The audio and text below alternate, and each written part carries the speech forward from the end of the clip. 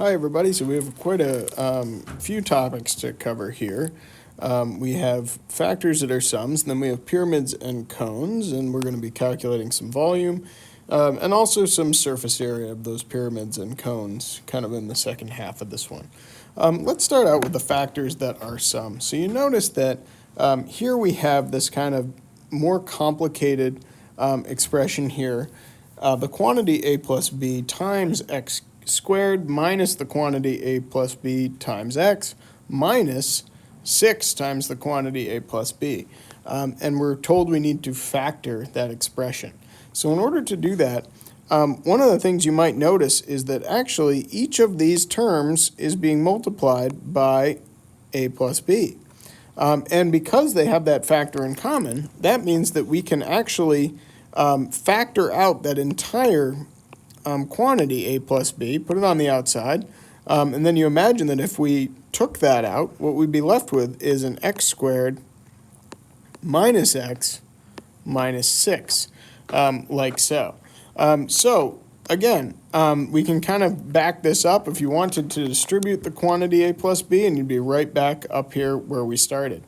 From here, you notice that we have yet another trinomial. And we're going to see if we can actually factor that into a binomial. And I think that, spoiler alert, we can. I'm going to draw my little box plot, or not box plot, box diagram down here. I know that when I multiply the first two terms of the binomials, I'm going to get x squared. When I multiply the last, I'm going to get negative 6. And I know that when I add those two things up, I'm going to get negative 1.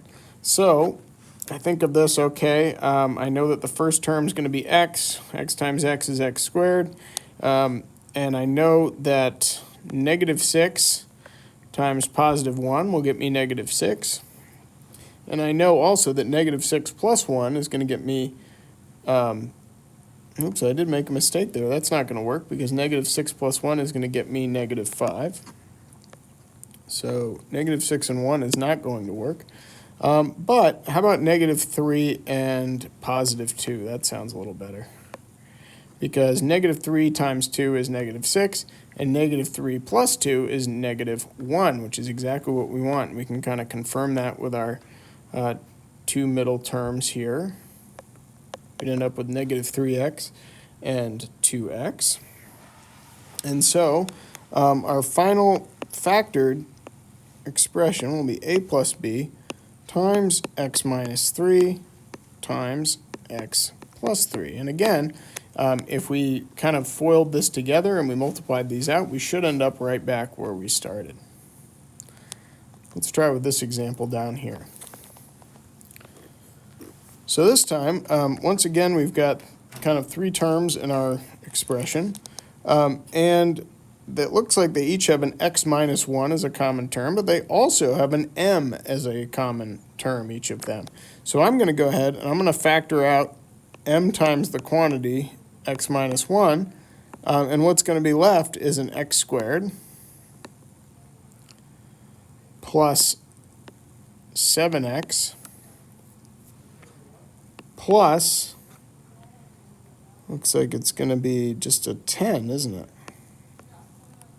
Just 10 is going to be left. Okay, so we factored out the m times x minus 1. Each of those terms had that in common. And now we're going to see if we can factor this trinomial. And I think once again we're going to be able to. We know that the product of the first terms is going to be x squared. We know that the product of the last terms is going to be x. X times x is going to get us at x squared. And once again, we're trying to find out the second terms of those binomials. And I know that 5 times 2 gets me 10. I know 5 plus 2 gets me 7, so that's a good place to start and to be. And so what I can do is that I'm just going to rewrite my factored m times x minus 1. And then I'm going to write out my two binomials, x plus 5 and the quantity x plus 2. And there we have it. Okay, shifting gears just a little bit from factors that are sums, we're going to look at some pyramids and cones.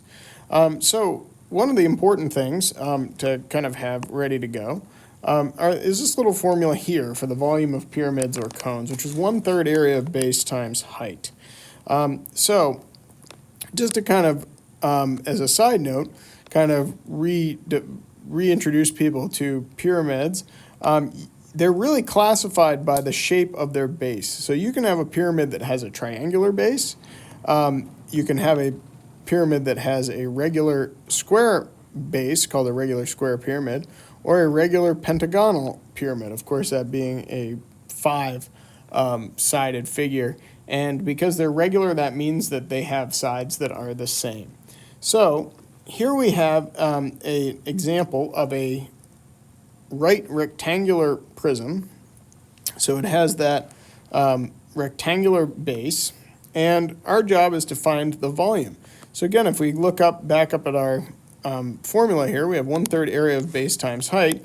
Well, 1/3 is going to be a constant in that formula. The area of the base, well, the base is a rectangle, so 9 times 7 is going to get us 63 for the area of that base.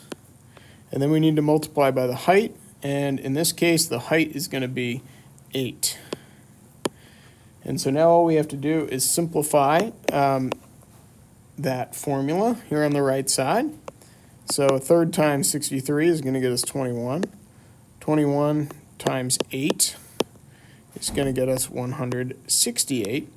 And remember that with volume, we have to do cubic units, and in this case, we're dealing with inches. So we could say 168 inches cubed would be the volume for that one.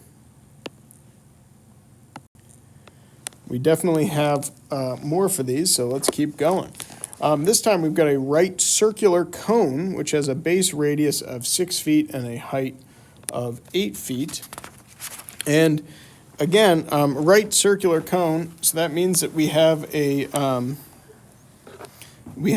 right angle being formed by the height of the cone, and it's got a circular base, which is what a cone has. And we're going to go back to our formula. Again, volume equals 1/3 area of the base times height. And in this case, the area of the base is a circle. So that's found by pi r squared. So because our radius is 6 feet, 6 times 6 is 36. So 36 pi is going to be the area of our base.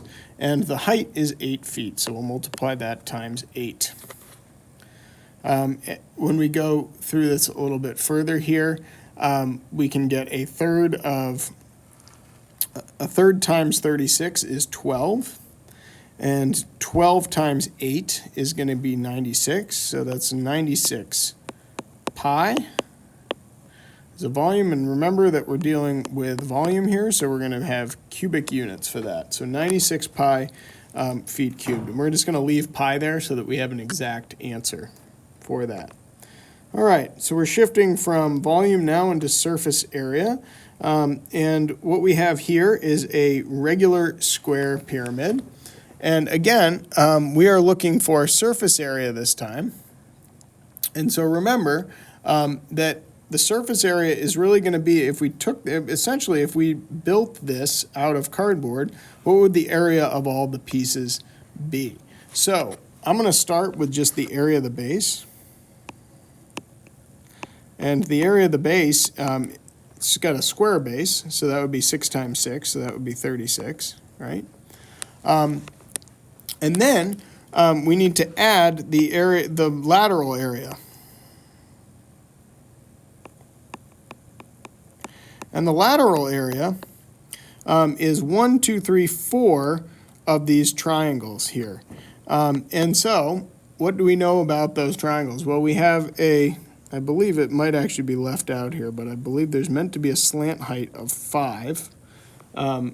So that's kind of a mistake there from your notes. You can add that there's a slant height of 5. So if we know that there's a slant height of 5, that means that the area of one of these triangles is base times height divided by 2. So that would mean 6 times 5 times 1/2, right, would be the area of one of these triangles. And then what we need to do is we need to multiply that times 4, because there are 4 triangles that make up that lateral area. And so when I multiply these together, I get 6 times 5, which is 30. 30 times 1/2 is 15. And 15 times 4 is 60. And so when I add the area of my base, which is 36, plus the lateral area, which is 60, lateral surface area, I should say. Surface area, there we go. I would get 96 centimeters squared. Remember that we're talking about surface area here, so we're talking about square units versus volume, which would be cubic units. Okay, going on to our last example here. This time we're trying to find the surface area of a cone that has a base with a radius of 8 meters and a slant height of 10 meters. And we're given the surface area is equal to the area of the base plus the lateral surface area. In this case, since we're dealing with a cone, the area of the base is actually pi r squared, which shouldn't be a surprise since it has a circular base. And maybe something new is that lateral surface area, which is pi r L, or pi times radius times the slant height. So we're going to use this little formula and we're going to figure this out. So we have pi, and then the radius is 8, so 8 squared, plus pi r slant height, which is 10. We square that 8, so we got 64 pi, plus 80 pi, and we can treat these like terms, right? So we can actually add these together to get 144 pi meters squared. So give these a shot and see how you do.